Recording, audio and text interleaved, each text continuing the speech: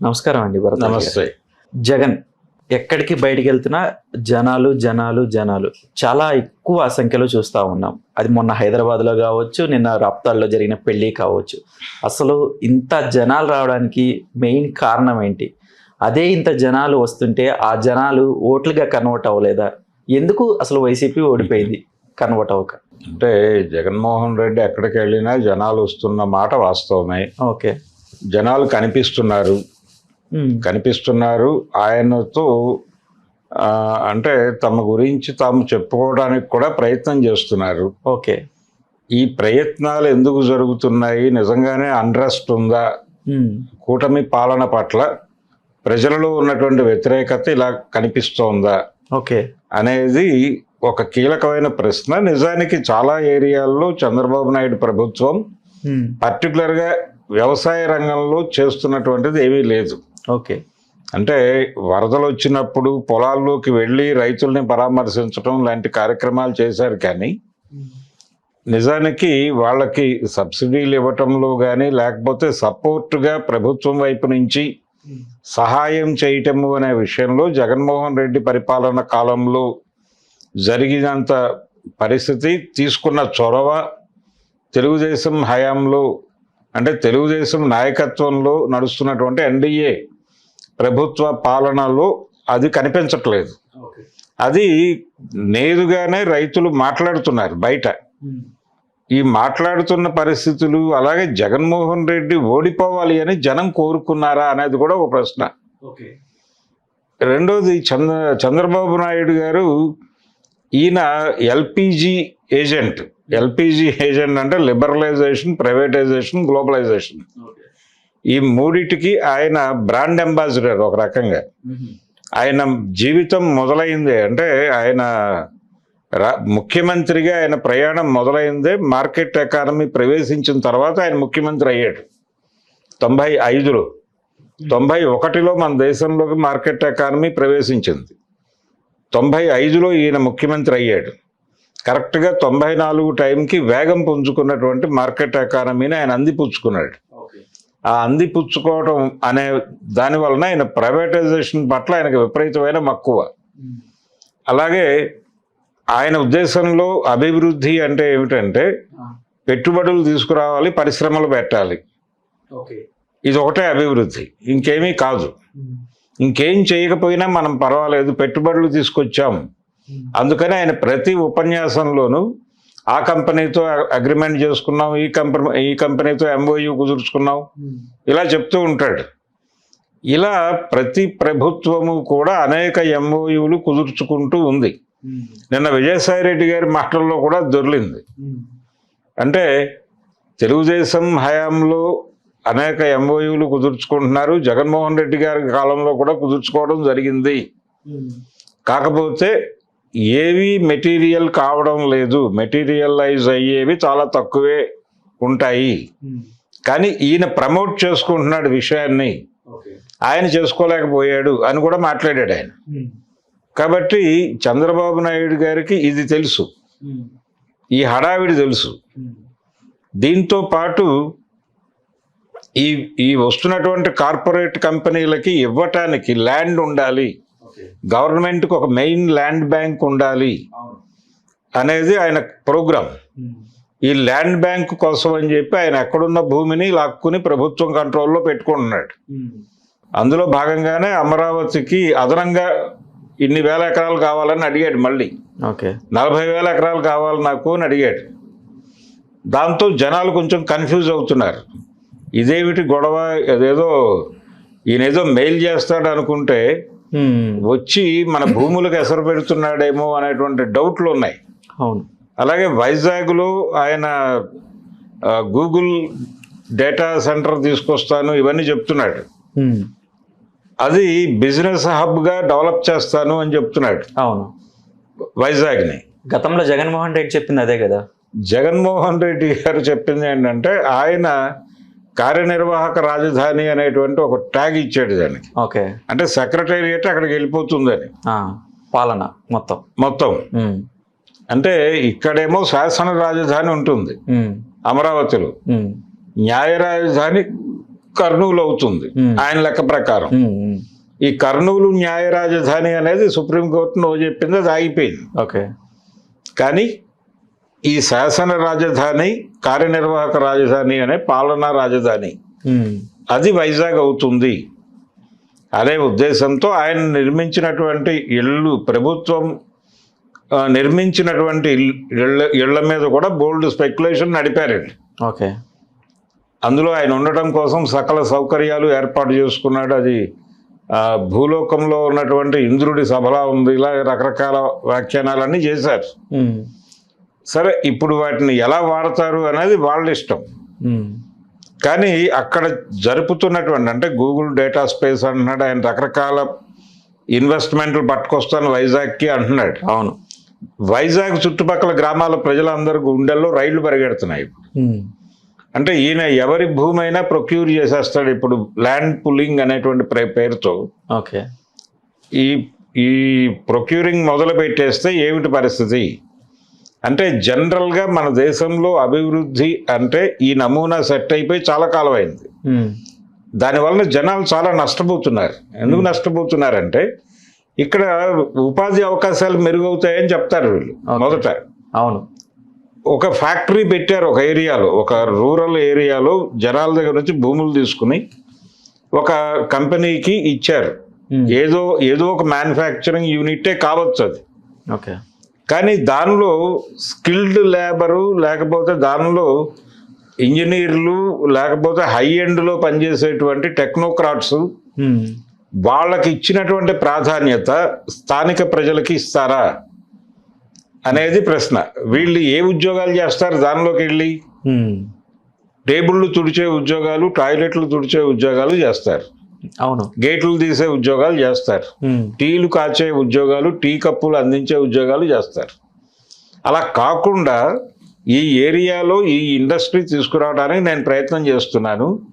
ఈ ప్రాంతంలో ఉన్నటువంటి యువతలో చదువుకున్న వాళ్ళు ఎవరు, వాళ్ళ ఎడ్యుకేషనల్ బ్యాక్గ్రౌండ్ ఏమిటి, ఈ కంపెనీకి వాళ్ళని హై ఎండ్లో ఎలా ఉపయోగించగలం అనేది నిర్ణయించి ఒక డిజైన్ చేసి వీళ్ళందరినీ తర్ఫీదు చేయడానికి ఒక ఇన్స్టిట్యూట్ పెట్టి అక్కడ వీళ్ళందరినీ ఆ కంపెనీకి ఉపయోగపడేలాగా తయారు చేసి ఆ తర్వాత ఆ కంపెనీని తీసుకొచ్చి దానిలో వీళ్ళకే ప్రథమ ప్రాధాన్యత, వీళ్లతో నింపిన తర్వాతే ఏదైనా మిగిలితే బయట వాళ్ళకి అని చెప్పి అలా రూపొందించిన ప్రభుత్వం ఏదీ లేదు భారతదేశంలో. లేదు కాబట్టి చంద్రబాబు నాయుడు ల్యాండ్ పూలింగ్ అనగానే జనాలు గడగడలాడిపోతున్నారు. ఇప్పుడు ఉన్న భూమి పోతుంది, ఆయన ఏదో డబ్బులు ఇస్తాడు, మీకు ఉపాధి వస్తుంది, అక్కడ టీ కొట్టు పెట్టుకోవచ్చు అంటాడు, అక్కడ హోటల్ పెట్టుకోవచ్చు అంటాడు, ఇక్కడికి చాలామంది వస్తారు, మీకున్నటువంటి పొలంలోనే మీరు ఓ పక్కన ఒక హోటల్ కడితే వీళ్ళందరూ అందులో దిగుతారు, మీరు ఎంటర్ప్రైన్యూర్స్ అయిపోవచ్చు, ఇలాంటి మాటలన్నీ మాట్లాడతాడు ఆయన.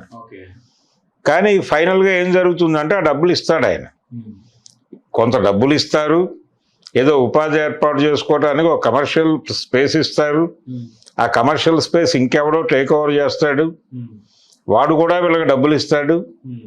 ఈ డబ్బులన్నీ రకరకాలుగా పప్పు బెల్లాలుగా ఖర్చులు అయిపోతాయి. ఎండ్ ఆఫ్ ది డే వీళ్ళు అక్కడ ఏమీ లేకుండా బయటకి గెంటివేయబడతారు. వాళ్ళు ఆ చుట్టుపక్కల, అంటే ఆ దగ్గరలో ఉండేటువంటి ఏ విశాఖపట్నానికో హైదరాబాద్కో చేరి ముష్టివాళ్ళుగా మారతారు. అంటే ప్రజల్ని ముష్టివాళ్ళుగా మార్చేటువంటి స్కీములు ఇవి అనే భయం జనాల్లోకి వెళ్ళింది.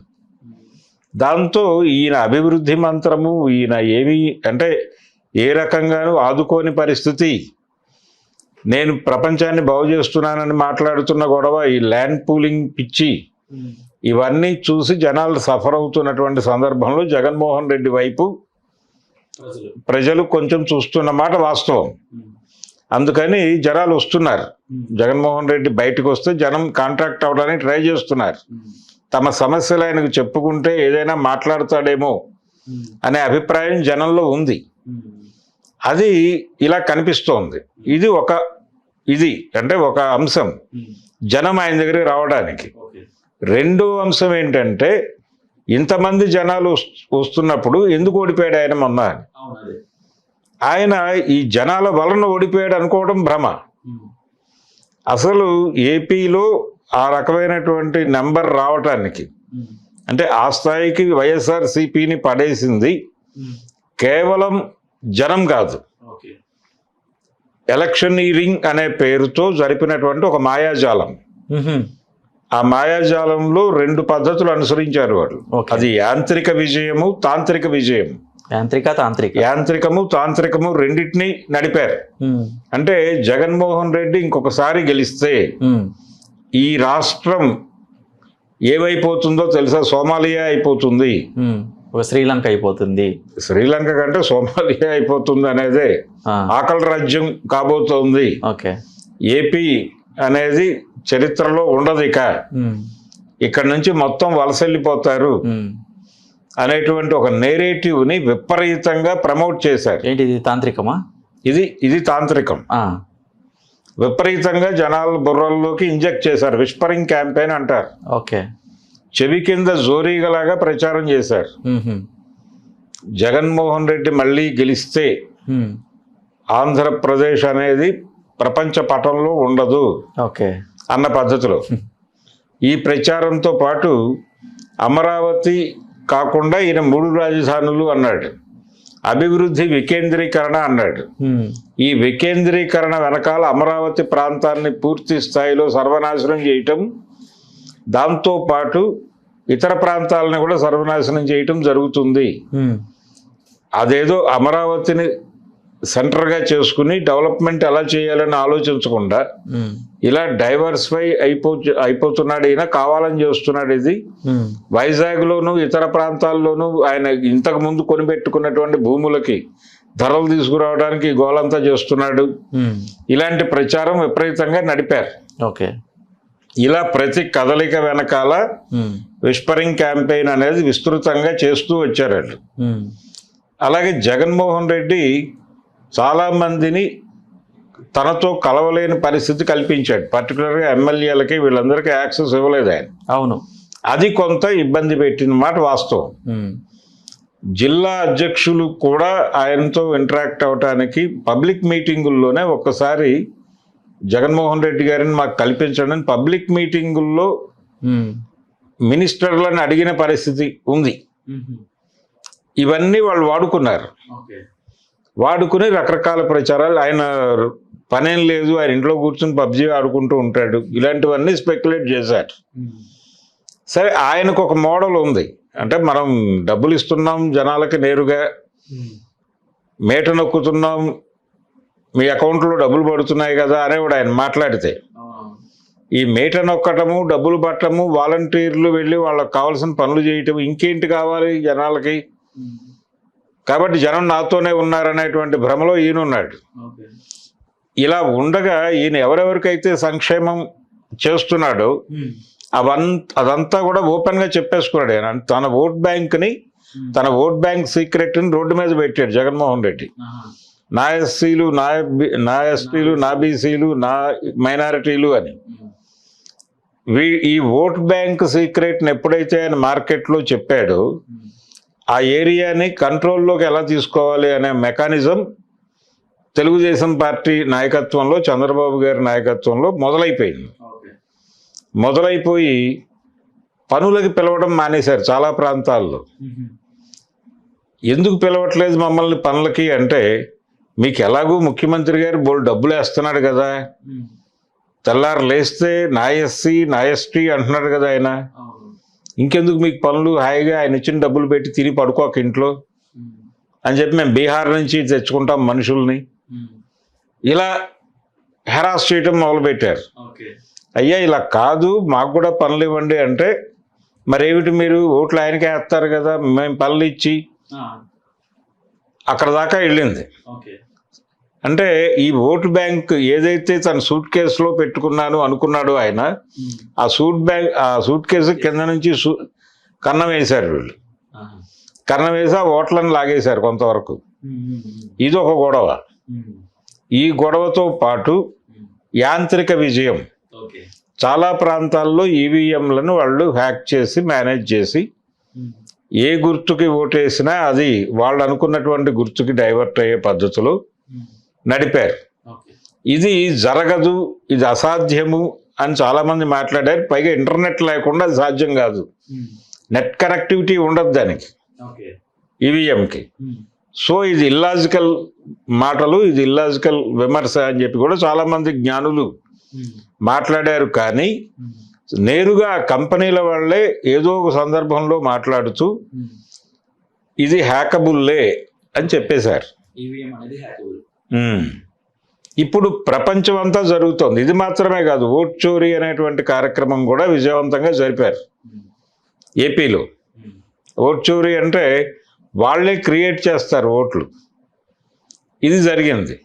రెండోది, వీళ్ళు చేసినటువంటి ఏపీ సోమాలియాగా మారుతోంది ఈ ప్రచారం అంతా కూడా జనాల్ని టెర్రరైజ్ చేయటం అనే కార్యక్రమంతో పాటు విపరీతంగా, అంటే ఏపీకి చెందిన ఓట్లు ఎక్కడున్నా కానీ వాళ్ళు ఆ రోజు వచ్చి ఓటేసేలాగా వీళ్ళు విదేశాల నుంచి అలాగే ఇతర రాష్ట్రాల నుంచి ప్రత్యేక బస్సులు పెట్టి మరీ లాక్కొచ్చి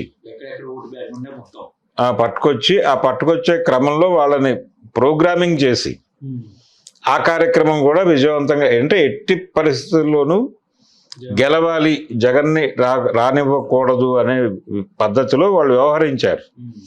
దీన్ని ఎదుర్కోవడంలో వైసీపీ తలబాటుకు గురైంది. వాళ్ళకి ఇన్ని మల్టీ లేయర్స్లో జరుగుతున్నటువంటి కాన్స్పిరసీస్ అర్థం కాల.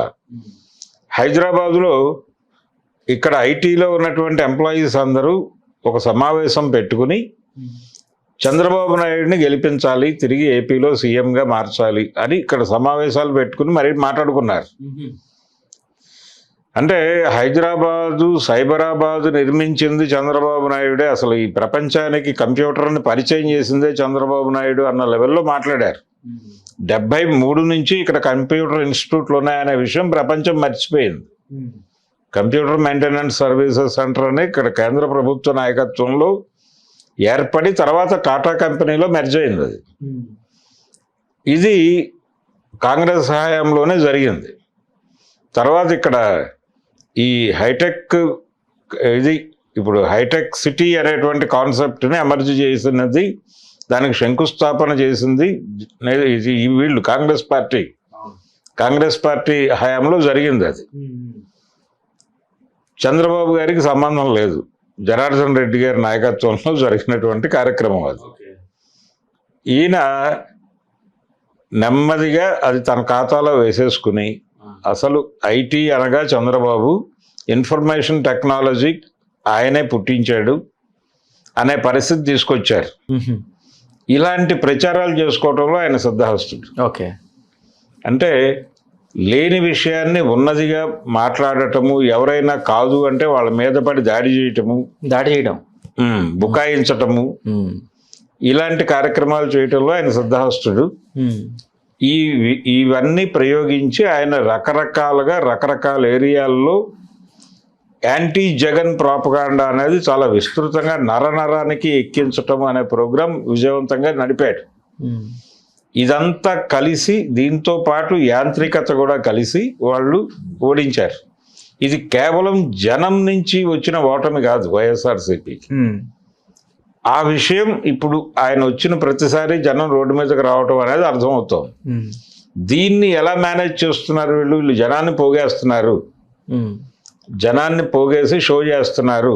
ఓకే, ఇప్పుడు ఆంధ్రప్రదేశ్లో అంటే అక్కడ పార్టీ ఉంది కాబట్టి వచ్చారు జనాలు జగన్ చూడడానికి అనుకోవచ్చు. ఇప్పుడు మరి తెలంగాణలో వచ్చిన జనాలు దాదాపు 15,000 మంది వచ్చారని తెలంగాణ ఇంటెలిజెన్స్ చెప్తారు. అదే ఎందుకు వస్తున్నారు? ఇప్పుడు దీనిలో కొంత జనాల్ని లోకల్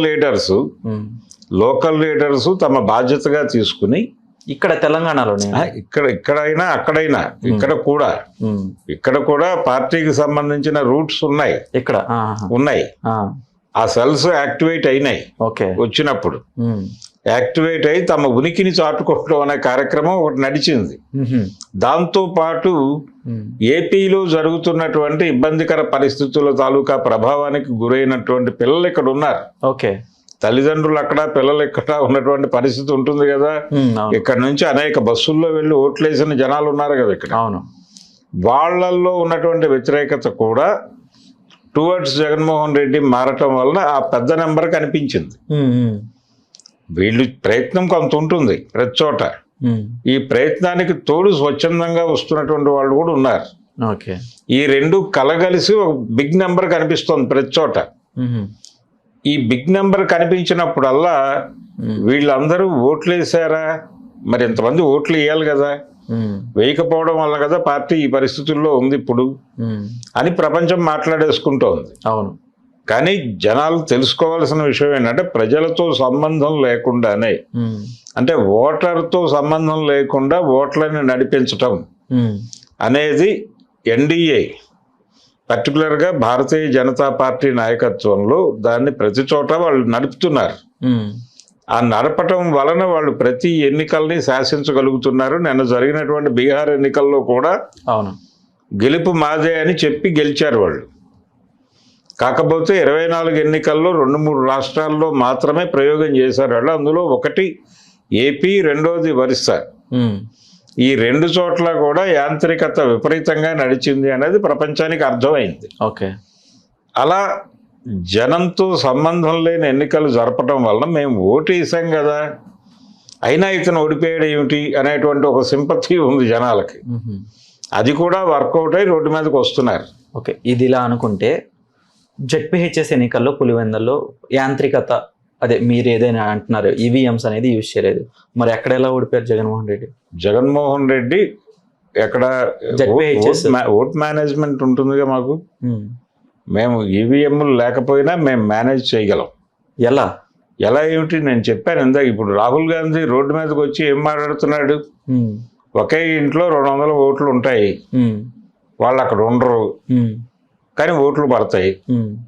చాలా ప్రాంతాల నుంచి జనాలు రారు కానీ ఓట్లు పడతాయి. ఇలాంటి కార్యక్రమాలు వాళ్ళు చేయగలరు. ఓకే. దీనికి సంబంధించినటువంటి అలాగే కొత్త ఓట్లని జాయిన్ చేస్తారు గెలుపుల కోసం. ఇవన్నీ చేస్తుంటే ఈసీ ఏం చేస్తుంది మరి? ఈసీ అనేది వాళ్ళ కంట్రోల్లో ఉందని కదా ఇప్పుడు. ఓకే.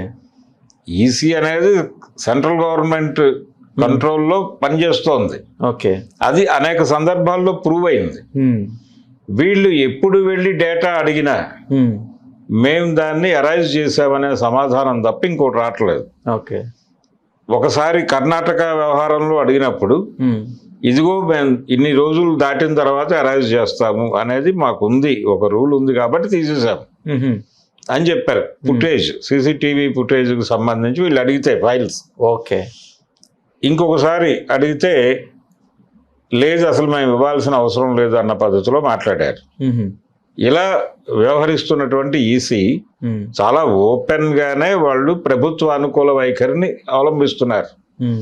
కాబట్టి వాళ్ళని ఈసీ అనేది ప్రో గవర్నమెంట్ వెళ్ళిపోతుంది ఇప్పుడు. ఓకే. అధికారంలో ఎవరుంటే వాళ్ళకి అనుకూలంగా ఎలా కావాలంటే అలా చేసే వ్యవస్థగా మారిపోయింది. ఇది ఎలా ఉంటే మరి జగన్మోహన్ రెడ్డి రావాలి కదా. జగన్మోహన్ రెడ్డి రావాలి కదా 2020. ఇక్కడ జగన్మోహన్ రెడ్డి ఉండాలా, చంద్రబాబు ఉండాలా అనేది నిర్ణయించాల్సింది జనము కాదు, చంద్రబాబు కాదు, జగన్మోహన్ రెడ్డి కాదు. ఆ పైన కూర్చున్నటువంటి నాయకులు నిర్ణయించాలి, ఢిల్లీ నిర్ణయించాలి. ఇప్పుడు పరిస్థితి ఎలా తయారైందంటే తను గెలవటానికి జనం తనతో ఉండటం వలన తాను గెలిచానని చంద్రబాబు అనుకోవడం లేదు. ఓకే. పవన్ కళ్యాణ్ కూడా అనుకోవడం లేదు. వాళ్ళిద్దరికి చాలా స్పష్టమైన అభిప్రాయం ఏంటంటే ఢిల్లీ దేవుడి అనుగ్రహం వలన మనం గెలిచాము, ఢిల్లీ దేవుడి అనుగ్రహం ఉన్నంత కాలం మనం అధికారంలో ఉంటాము, ఢిల్లీ దేవుడికి నొప్పి కలిగించకుండా ఉండటమే మనం చేయవలసిన పని, జనము వీళ్ళ ఓట్లు వీటితో మనకు సంబంధమే లేదు, వాళ్ళు చూసుకుంటారు, దే కెన్ మేనేజ్ అనేటువంటి ఒక దేవుడి మీద భారం వేసి నడుస్తున్నటువంటి వ్యక్తుల్లా తయారయ్యారు. దేవుడు జగన్మోహన్ రెడ్డి కూడా అదే అనుకుంటున్నాడు. ఢిల్లీ దేవుడు చూపు నా మీద లేకపోవడం వలన వాళ్ళు గెలిచారు అని ఆయన కూడా క్రెడిట్ ఢిల్లీ దేవుడికే ఇస్తున్నాడు. ఓకే. ఇలా ఢిల్లీ నుంచి ఆపరేట్ అవుతున్నటువంటి ప్రోగ్రామ్. అందుకని ఈసీ వాళ్ళ కనుసన్నాల్లో ఉంటుంది. వాళ్ళు ఏ రాష్ట్రంలో ఎవరు గెలవాలనుకున్నా గెలుస్తారు, ఏ జెడ్పీటీసీలో ఎవరు గెలవాలో గెలిపిస్తారు, ఏదైనా చేయగలిగినటువంటి పరిస్థితికి ప్రపంచాన్ని తీసుకొచ్చేశారు. అందుకని ఏ దుర్మార్గం గ్రామ సర్పంచ్ స్థాయిలో కూడా దుర్మార్గాలు జరగడానికి స్కోప్ ఉంది. ఆ లెవెల్కి వాళ్ళు మ్యానిపులేషన్స్, మేనేజ్మెంట్, వాళ్ళ పొలిటికల్ ప్రోగ్రామింగ్లో భాగంగా అక్కడ ఎవరు గెలవాలో వాళ్ళని గెలిపిస్తారు. Okay right. అది గ్రామ సర్పంచా లేకపోతే ఒక జడ్పీటీసీనా లేకపోతే ఎంపీటీసీనా ఈ గొడవతో సంబంధం లేదు. వాళ్ళు దేన్నైనా సరే ఆ పరిస్థితి వాళ్ళకు అనుకూలంగా మారుతుంది అనుకున్నప్పుడు చేస్తారు. ఓకే అదే జరిగింది పులివెందుల్లో కూడా. రైట్. థ్యాంక్ యూ అండి భరద్వాజ్ గారు. హలో, తెలుగు రాజ్యం ఛానల్ చూస్తున్నారా? సామాజిక రాజకీయ జీవన చిత్రణే తెలుగు రాజ్యం. అతిశయోక్తులు అసత్యాలు ఉండవు.